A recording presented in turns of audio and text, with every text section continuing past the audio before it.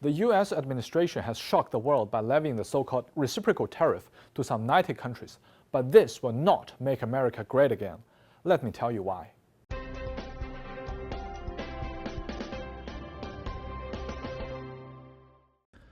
If we take a look back at history, it is easy to see that this is not the first time that tariffs have been weaponized by the US to advance its interests. In the 1920s, the US experienced a period of industrial growth thanks to electrification, known as the Roaring Twenties.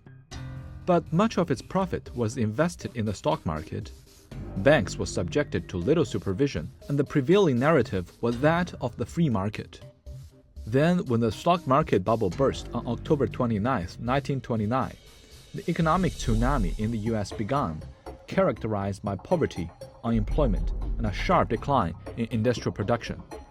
This was later known as the Great Depression. Great Depression that lasted for 3 years was very painful.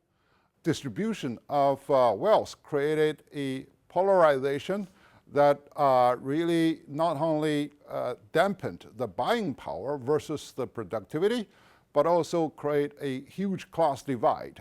In late 1929, as the global economy entered the first stages of the Great Depression, the main goal of the US was to protect jobs and farmers from foreign competition.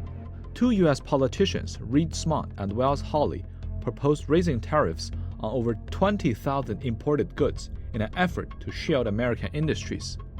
This became known as the Smoot-Hawley Tariff Act. Instead, the depression deepened as the US trading partners retaliated with tariffs of their own, leading to a plunge of US exports and global trade. And it bred a lot of ill will against the United States. Other countries resented the fact that here was the world's largest economy, a creditor country that was trying to get other countries to repay their debts, and yet we were stopping them from in terms of their ability to repay those debts by earning the dollars that they needed to pay back those debts. So other countries resented it. They struck back at the US, and the whole world trading system sort of collapsed, in part because of this act. By September 1929, the US administration had received protest notes from 23 trading partners, but threats of retaliatory action were ignored. As a result, US imports decreased by 66% from 1929 to 1933, and exports dropped by 61%.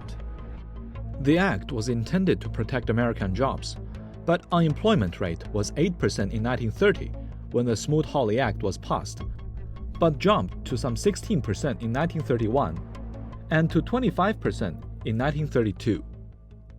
So after 100 years, what lessons could we learn from the Smoot-Hawley Act? The world can learn, but I wonder whether Donald Trump can really learn. He thinks that a tariff is a magic wand, and US has endless buying power to the world, and the whole world are really begging the United States for every dollar.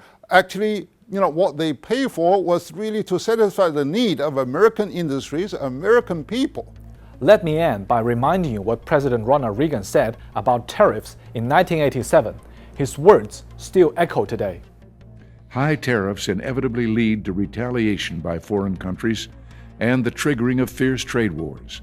The result is more and more tariffs, higher and higher trade barriers, and less competition. So soon, because of the prices made artificially high by tariffs that subsidize inefficiency and poor management, people stop buying. Then the worst happens. Markets shrink and collapse, businesses and industries shut down, and millions of people lose their jobs.